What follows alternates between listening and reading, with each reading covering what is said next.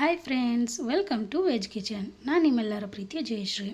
ಇವತ್ತು ನಾನು ಬೆಣ್ಣೆ ಮಾಡ್ತಾಯಿದ್ದೀನಿ, ಅಂದರೆ ತುಪ್ಪ ಕಾಯಿಸ್ಲಿಕ್ಕೆ ಬೆಣ್ಣೆ ತೆಗಿತಾ ಇದ್ದೀನಿ. ಹೇಗೆ ತೆಗೆಯೋದು ಅಂತ ಹೇಳ್ಕೊಡ್ತೀನಿ ನೋಡಿ. ಈಗ ನಾವು 1 ವಾರದಿಂದ ಕೆನೆಯನ್ನು ಸ್ಟೋರ್ ಮಾಡಿ ಇಟ್ಟಿದ್ದೆ. ಅಂದರೆ ನಾವು ಹಾಲು ಕಾಯಿಸಿ ಫ್ರಿಜ್ಜಲ್ಲಿ ಇಡ್ತೀವಿ, ಆಗ ದಪ್ಪದಾಗಿ ಮೇಲೆ ಕೆನೆ ಬರುತ್ತೆ. ಅದನ್ನೆಲ್ಲ ಕೆನೆ ಮಾತ್ರ ಒಂದು ಪಾತ್ರೆಯಲ್ಲಿ ತೆಗೆದು 1 ವಾರದಿಂದ ಅಥವಾ 15 ದಿನಕ್ಕೆ ಒಂದು ಸಲ ತೆಗೆದರೂ ಆಗುತ್ತೆ. ಸ್ವಲ್ಪ ಇದ್ದರೆ ಅದನ್ನು ಈ ಥರ ಪಾತ್ರೆಯಲ್ಲಿ ಇಟ್ಕೊಂಡು ಡೈಲಿ ಅದಕ್ಕೆ ತೆಗೆದು ಕೈಯಾಡಿಸ್ತಾ ಇರಬೇಕು. ಈ ಥರ ಕೈಯಾಡಿಸಿ ಫ್ರಿಜ್ಜಲ್ಲಿ ಇಡಬೇಕು. ಆಮೇಲೆ ನಾವು ನಾಳೆ ಬೆಣ್ಣೆ ಮಾಡಲಿಕ್ಕಿದ್ದೀವಿ ಅಂತಂದರೆ ಇವತ್ತಿನ ರಾತ್ರಿ ಅದಕ್ಕೆ ಸ್ವಲ್ಪ ಮೊಸರನ್ನು ಹಾಕಿ ಮಿಕ್ಸ್ ಮಾಡಿ ಹೊರಗಡೆ ಇಟ್ಬಿಡಬೇಕು.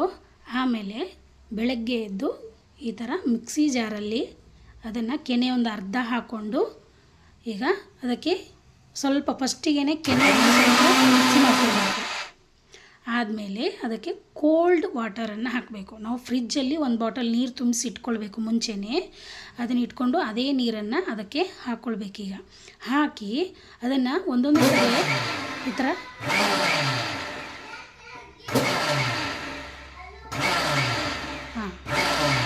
ನೋಡಿ, ಈ ಥರ ಒಂದು ಸಲ ಚಾಲು ಮಾಡೋದು ಬಂದ್ ಮಾಡೋದು ಈ ಥರ ಒಂದು 5 ನಿಮಿಷ ಅಥವಾ ಒಂದು 3 ರಿಂದ 4 ನಿಮಿಷ ಆದರೂ ಈ ಥರ ಮಾಡ್ಕೊಳ್ಬೇಕು. ನೋಡಿ, ಕೆನೆ ಎಲ್ಲ ಎಷ್ಟು ಚೆಂದ ಬೆಣ್ಣೆಯಾಗಿ ಬಂದಿದೆ. ಈ ಥರ ಬರುತ್ತೆ.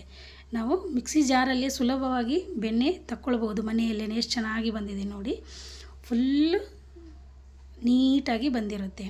ಈಗ ನೋಡಿ, ಈ ಥರ ಅದನ್ನು ಕೈಯಿಂದ ಉಂಡೆ ಮಾಡಿ ತೆಗೆದ್ರೆ ಆಯಿತು, ಪಾತ್ರೆಯಲ್ಲಿ ಇಟ್ಕೊಳ್ಳೋದು. ಆಮೇಲೆ ಇನ್ನೊಂದು ಸ್ವಲ್ಪ ಉಳಿದಿದೆಯಲ್ಲ ಅದನ್ನು ಸಹ ಹಾಗೆಯೇ ಮಾಡ್ಕೊಳ್ತೀನಿ. ಅದನ್ನು ನೋಡಿ ಈಗ ಹಾಕ್ಕೊಂಡು ಫಸ್ಟಿಗೆ ಕೆನೆಯನ್ನು ಒಡ್ಕೊಳ್ಬೇಕಂತೇಳಿ ಒಂದು ಸಲ ಗಿರ್ ಅನಿಸೋದಷ್ಟೇ.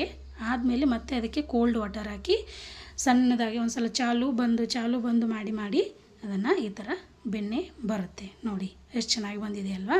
ನೀವು ಕೂಡ ಮನೆಯಲ್ಲೇ ಟ್ರೈ ಮಾಡಿ ನೋಡಿ, ತುಂಬಾ ಚೆನ್ನಾಗಿರುತ್ತೆ. ನಾವು ಅಂಗಡಿಯಿಂದ ತೊಗೊಂಡು ಬಂದು ತಿನ್ನೋಕ್ಕಿಂತ ಈ ಥರ ಮನೆಯಲ್ಲೇ ಮಾಡ್ಕೊಂಡ್ರೆ ಎಷ್ಟು ಚೆನ್ನಾಗಿದೆ. ಫ್ರೆಶ್ ಆಗಿರುತ್ತೆ, ನ್ಯಾಚುರಲ್ ಆಗಿರುತ್ತೆ, ಆರೋಗ್ಯಕ್ಕೆ ತುಂಬಾ ಒಳ್ಳೆಯದು. ನೀವು ಟ್ರೈ ಮಾಡಿ ನೋಡಿ ಹೇಗಾಗಿತ್ತು ಅಂತ ನನಗೆ ಕಮೆಂಟ್ ಮೂಲಕ ತಿಳಿಸಿ.